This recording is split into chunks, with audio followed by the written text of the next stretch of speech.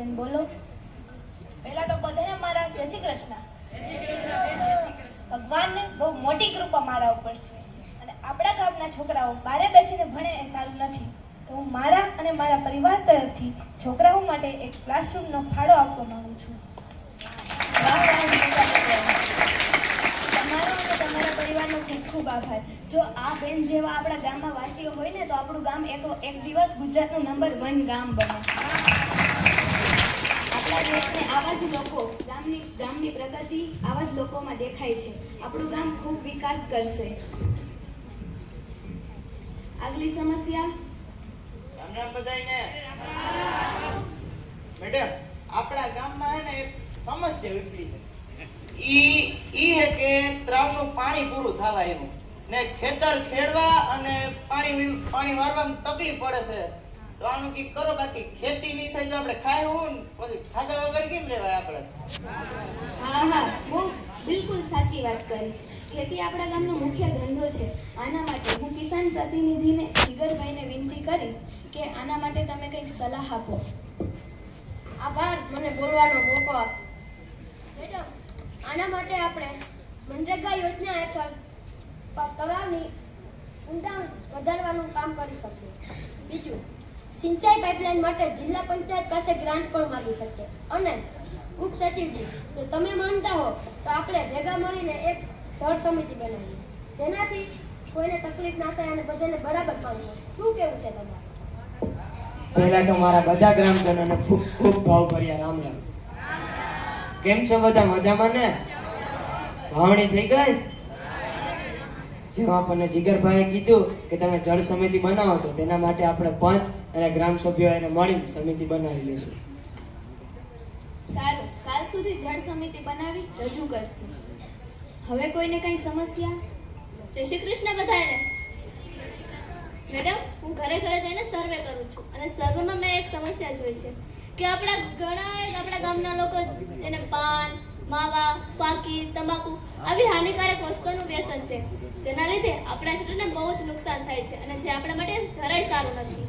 અને મેડમ, આપણા સ્કૂલની આજુબાજુમાં પણ પાન, માવા, ફાકી, તમાકુ આવી ઘણી બધી હાનિકારક દુકાનો છે, જેના લીધે આપણા ગામના બાળકો આ બધી વ્યસનોનો શિકાર થઈ શકે છે અને આપણી આવનારી પેઢીઓ પર પણ બહુ ખરાબ અસર પડે છે. તો આ સમસ્યાનો ઉકેલ કરવા હું તમને નમ્ર વિનંતી કરું છું. હા, આ તો ખૂબ મહત્વની સમસ્યા છે, કેમ કે આપણા ગામનું ભવિષ્ય તો બાળકો જ છે ને. આના માટે બાળકોને કંઈ જ નુકસાન ન પહોંચે તે માટે હું સ્કૂલના પ્રિન્સિપલને કહીશ કે તમે તે દુકાન બંધ કરાવવા શું સલાહ આપશો? મેડમ, પહેલા તો એ દુકાન બંધ કરો. જો એ ના માને તો પછી આપણે કાગળ લખીને આપણે ઉપસરપંચને મોકલશું. અને રહી વાત મારા શાળાની, તો મારી શાળામાં નાટક અને રેલીઓ નીકળવામાં આવશે, જે ગામજનોને પ્રોત્સાહિત કરી શકે. રોગો એનાથી છોકરા પ્રોત્સાહિત કરે એમ ના હાલે, તમારે બધાય થવું પડે. જો તમે બધા ભેગા થઈને આમ પ્રોત્સાહિત થાવ તો આપણે કંઈક આગળ કરી શકીએ. હવે બધાને ખબર જ છે કે માવાની કેટલું નુકસાન કરે, તો એમાં લખેલું હોય કે માવો કેટલું નુકસાન કરે, તો આપણે ખાઈ તો પછી આપણે જોવું પડે. અને આપણે ખાતા હોય અને આપણે જોઈને આપણા છોકરાઓ ખાય, એટલે આપણે ખાવો ના જાય. વાહ, પ્રાચાર્ય સાહેબે બહુ સારો ઉકેલ આપ્યો. શું કેવું તમારું? તો તેને આપણે રેલી કરવા માટે અને નાટક કાઢવા માટે આપણે તેના પ્રચાર પ્રસાર માટે પોસ્ટર અને બેનર પૂરા પાડીશું. હવે કોઈને કઈ સ્વાસ્થ્ય વિશે કઈ સમસ્યા? જય દ્વારકાધીશ બધાયને. અરે જય દ્વારકાધીશ બધાયને. જેમ કે આપણા ગામમાં કેટલા વર્ષથી બીપીએલ કાર્ડ બને છે તો બધાને ખબર હશે, પણ દર વર્ષે કંઈક ના કંઈક ખામી રહે. અને જે ગયા વર્ષે અમીર હતું તે અત્યારે ગરીબ છે, જે ગરીબ હતું તે અમીર છે. એટલે જે અમીર છે તેનું બીપીએલ કાર્ડ રદ કરવામાં આવે અને જે ગરીબ છે એને બીપીએલ કાર્ડ પ્રદાન કરવામાં આવે. અને મેં જોયું છું કે છેલ્લા 2-3 મહિનામાં ગરીબોને અનાજ જોયું નથી, એટલે અનાજ પ્રદાન કરે. હા, ચિંતા ન કરો. આના માટે એક સમિતિ બનાવવામાં આવશે અને સચિવજી એમાં બાપાને પણ લઈ લેજો. અને ગામના જૂના દસ્તાવેજ ચેક કરાવવામાં આવશે, જેથી જેને કોઈને કાર્ડ બાકી હશે તો તેને કઢાવી દેવામાં આવશે. હા, આમાં હે ને એક એવો વાંધો હોય કે ઘણા જે ખાતાનો બીપીએલ કાર્ડ હોય એનો ઈ કેવાયસી ન થઈ ગયેલો હોય. ઈ કેવાયસી ન થઈ ગયેલો હોય એટલે એને એના ખાતા એને બંધ થઈ જાય, બીજું કાંઈ નહીં. સાચી વાત છે ને ભાઈ? હા, તો આમાં હે ને બાપા તમારે બીજું કાંઈ ન હોય કે આ ખાતાનો ઈ કેવાયસી ન થઈ ગયેલું, સમજાણું? તો જે આપણે ઈ કેવાયસી કરવા જાવ છો, જો તમે ઘણી દુકાનોમાં જાવ છો જ્યાં કમ્પ્યુટર વાળા કરી આપે, ઈ તમે એને પૈસા દઈને તમે કરાવો છો, તો એના અમારા આપણે પંચાયત ઘરમાં જ અમે એક એવી વ્યવસ્થા કરી છે જે આપણે પંચાયત ઘરમાં જ આપણે એને ઈ કેવાયસી થશે, જેથી કરીને જે લોકોને બીપીએલ કાર્ડ ન મળ્યા હોય તે લોકોને બની જશે અને ઈ કેવાયસી પણ થઈ જશે. કોઈને કંઈ પોતાના ઘર વિશે કંઈ સમસ્યા? બધાને જય શ્રી કૃષ્ણ. મેડમ, અમારા શેરીમાં બહુ ચોરી થાય છે. અમારા 12 લાખ રૂપિયા ચોરી થઈ ગયા છે. મેડમ, અમારા આજે તો દાગીના ચોરી થયા છે, કાલે અમારા ઢોર ઢાકર ચોરી થશે, તો તમે એનું કંઈક નિવારણ કરો. જી બોલો તમે. હા, આ બેન સાચું બોલે છે. અમારા ઘરમાં પણ ઢોર ઢાકરની ચોરી થઈ છે. આનું કંઈક ઉપાય બતાવો. બેન, આ તો બહુ ઘણી દુઃખની વાત થઈ છે. આ ઢોર ઠાકર ને જે તમારા બહુ આમ કંઈ તો બહુ દુઃખની વાત છે. કાંઈ આનો ઉપાય અમે કંઈક આવી રીતના કરીએ કે અત્યારે આપણા ગામમાં ભાઈ એક જ ચોકીદાર છે ને ગામ લોકો, એ એક જણો આખા ગામનું કેવું ધ્યાન રાખે. આ તો આપણે એને સચિવજી આપણે 2 ચોકીદારનો હજી બંદોબસ્ત કરવાનો છે.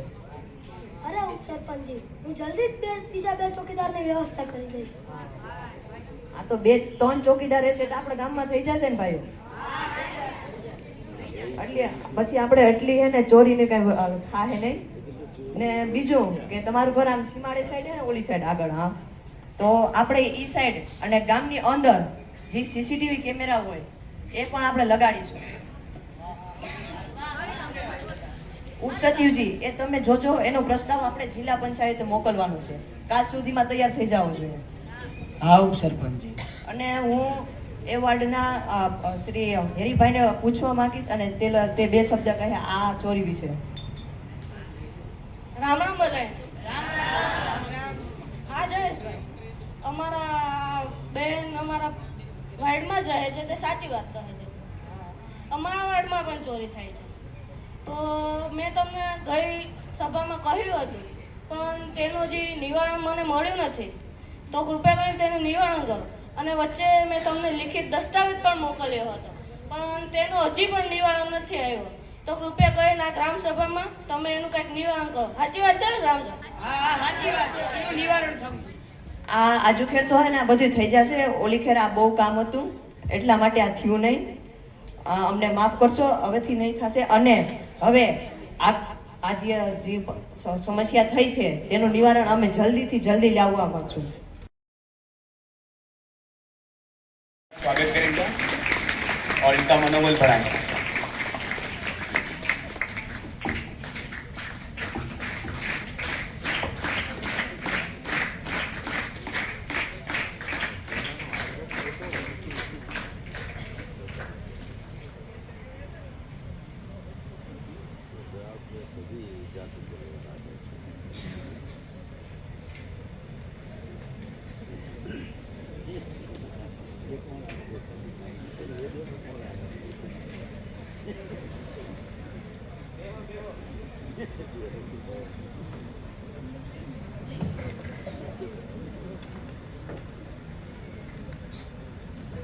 સ્મિત તલાટી,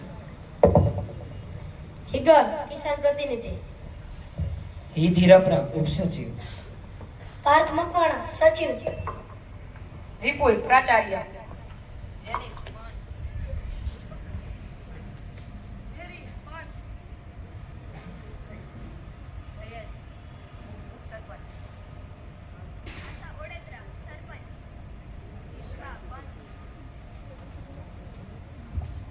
હેમાની મારું પંચ, ખુશાલી પંચ, બંસી આંગણવાડી કાર્યકર્તા.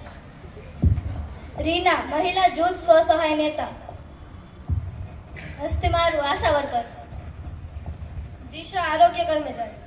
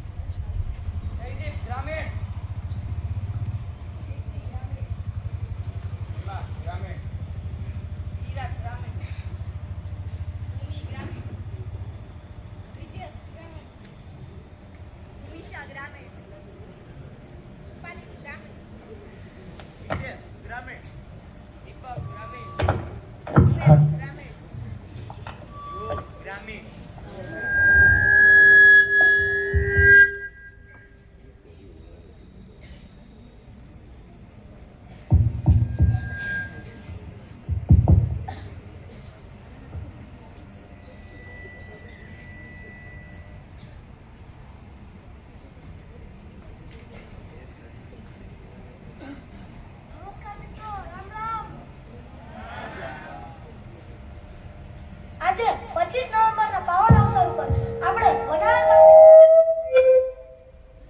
તો હું આપણા સરપંચ શ્રીમતી આશાબેન ઓડેદરાને વિનંતી કરું છું કે તે સભાનું ઉદ્ઘાટન કરે.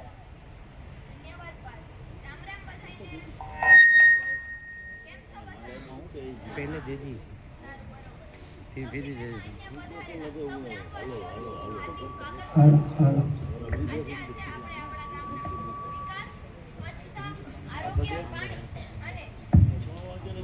રોજગાર જેવા વિષયો પર ચર્ચા કરીશું. બધાને ખુલ્લા હૃદયથી પોતાની વાત કહેવી, જેથી આપણે સૌ સાથે મળીને તેનો ઉકેલ શોધી શકીએ. હવે હું સચિવજીને વિનંતી કરું છું કે પાછલી ગ્રામ સભાની કાર્યવાહી વાંચવામાં આવે. પાછલી બેઠક 7 જુલાઈના રોજ યોજાઈ હતી. આમાં ઘણા બધા નિર્ણયો લેવામાં આવ્યા હતા. એ કંઈક આ મુજબ છે. રસ્તાની મરામતનો પ્રસ્તાવ રાખવામાં આવ્યો હતો. આ કામ 70% જેટલું પતી ગયું છે. શાળામાં ટોયલેટનું કામ ચાલુ છે અને હેન્ડપંપની મરામત પણ પૂરી થઈ ગઈ છે. અને ગયા વર્ષ આપણી પાસે 70 લાખ ફંડ આવ્યો હતો. એમાંથી આપણે 20% ફંડ છે તે રસ્તાની મરામત માટે વાપર્યો છે. અને આપણે જેટલો ફંડ આવ્યો છે તેમાંથી 60% ફંડ બધા ગામના વિકાસ માટે વાપરી નાખ્યો છે. હવે 40% ફંડ વધ્યો છે તે આપણે આગળના જે કામો કરીશું તેના માટે વાપરશું. સજીવજી, તમે કહો છો કે રોડનું કામ 70% થયું છે, પણ રોડનું કામ તો 50% પણ નથી થયું. કેમ કે જે ગામના પાદરમાં નવો રોડ બન્યો છે તે તો પાછો તૂટવા માંડ્યો છે. એમાં તમે સિમેન્ટ વાપર્યું હતું કે શું વાપર્યું હતું? હા ભોજા બાપા, તમે જે રીતના વાત કરી તેની તપાસ કરવામાં આવશે અને એક કમિટી બનાવવામાં આવશે, જેમાં 2 ગામ લોકો, એક પંચ અને સચિવજી આ બાપાને પણ તેમાં જોડી લેજો.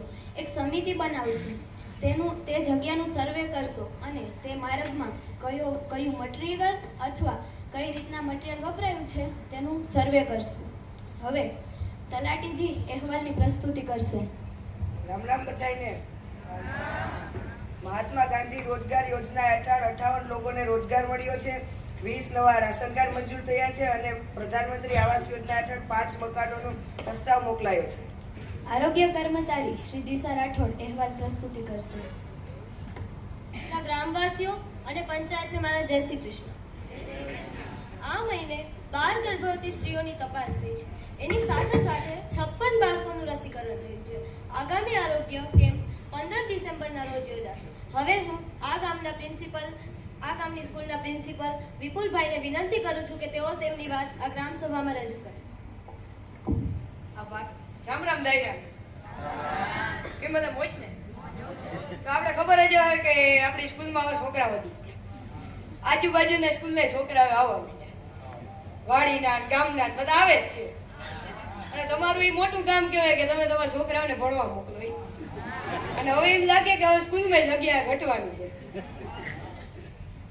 દરેક અહેવાલ અમને ગામની પ્રગતિ વિશે માહિતી આપે છે, પરંતુ જ્યાં ખામી છે ત્યાં સુધાર કરવો આપણું કર્તવ્ય છે. હવે હું પંચાયતની આગળની જે કાર્યવાહી છે તે શરૂ કરવા વિનંતી કરીશ. જેને પણ સમસ્યા હોય તે અહીંયા ખુલ્લા હૃદયથી વાત કરે, જેથી તેનો આપણે બધા સાથે મળીને ઉકેલ કરી શકીએ. રામ રામ બધાને. કેમ છો? મજામાં ને? મેડમ, દુધાતાન વાડીની પાછળ રહું છું.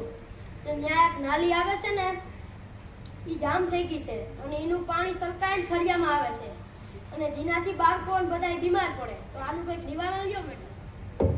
હા ના મેડમ, હું અહીંયા જીગરનો પાડો હોય છે ને મારે એ જ પ્રોબ્લેમ છે કે ફરિયામાં ગટરનું પાણી આવે તો હું તમને વિનંતી કરું કે એ પાણીને કંઈક એને સુધાર કરો. હા ભાઈ, મને પણ આ વાત વિશે માહિતી મળી છે. આના માટે આપણે નાળી સફાઈ યોજના શરૂ કરશું અને મજૂરોને બોલાવી અને નાળીની સફાઈ કરશું. ત્યાં સુધી ખરાબ પાણીથી રોગચાળો ન ફેલાય તે માટે હું આરોગ્ય કર્મચારીને વિનંતી કરું છું કે કંઈક સલાહ આપે. આભાર. હું તે જગ્યાએ જઈને ત્યાંનું નિરીક્ષણ કરીશ અને જ્યાં પણ કંઈ પણ ખામી છે અને રોગચાળો ફેલાઈ રહ્યો છે ત્યાં હું કીટનાશક દવા છંટકાવીશ અને ત્યાંનું નિવારણ. હવે કોઈને કંઈ પાણી લગતી સમસ્યા છે? બધાને મારા જય શ્રી કૃષ્ણ. આંગણવાડી અને શાળામાં પાણી નથી આવતું. નળનો પ્રેશર પણ બહુ ઓછો છે. તો હું સરપંચશ્રીને વિનંતી કરું કે આ સમસ્યાનો કંઈક ઉકેલ આપે. ખૂબ સાચી વાત ઉઠાવી. તમારી જે શાળાનો જે ટાંકો જોડાયેલો છે તમારી શાળાથી તેનું મોટર ચેક કરાવે છે. દીપકભાઈ, એ તમે જોજો. હા મેડમ, હું પાણીનો ટાંકો ચેક કરી લે અને ક્યાંય લીકેજ હશે તો સમો કરી દઈ. અને જળ જીવન મિશન હેઠળ બોરવેલનો પ્રસ્તાવ મોકલાશે. સચિવજી, એ તમે જોજો. હા મેડમ. અને જ્યાં સુધી આ બધી મંજૂરી ન મળે ત્યાં સુધી તમારી જે શાળા છે અથવા તો શાળાનો જે આસપાસનો એરિયો છે ત્યાં હરરોજ એક ટેન્કર મોકલાવવામાં આવશે. હવે કોઈને કઈ સમસ્યા? રામ રામ બધાયને. મજામાં ને? મેડમ, રાતે ગામમાં અંધારું રહે છે એના કારણે અમારા બાળકો 10મા બારમા અને નોકરીવાળા ભણી શકતા નથી. આ ગામની બહુ મોટી સમસ્યા છે. આનું કોઈક નિર્ણય લ્યો. ગ્રામવાસીઓ, શું આ વાત સાચી છે? બરોબર. આ સુરક્ષાથી અને ભણતરથી જોડાયેલો પ્રશ્ન છે. આના માટે ગ્રામ નીતિમાંથી 3 નવી સોલાર લાઇટનો પ્રસ્તાવ મોકલાવવામાં આવશે અને જ્યાં સુધી મંજૂરી ન મળે ત્યાં સુધી મુખ્ય રસ્તાઓ પર બલ્બ લગાવવામાં આવશે. દીપકભાઈ. હા મેડમ. અને જે ભણવાવાળા છોકરાઓ છે તેના માટે શાળાની લાઇબ્રેરીમાં જનરેટરથી લાઇટ મોકલાવવામાં આવશે. કેમ કે જો બાળકો ભણશે તો જ આપણા ગામનું ભવિષ્ય છે. હવે કોઈને શાળાને લગતી કઈ સમસ્યા? હા મેડમ.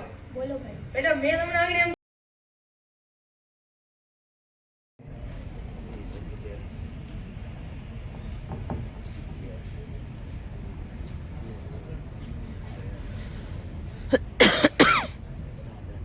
અહીં ઉપસ્થિત જિલ્લા પંચાયતના પ્રમુખ પરબતભાઈ પરમાર, આ સ્કૂલના પ્રિન્સિપાલ અને વનાણા ગામના ઉપસરપંચ શામજીભાઈ મોકરિયા તથા I welcome all the dignitaries who are present here. I welcome all the staff members of this Vidyalaya and also I welcome my dear children. Thank you, Ananda.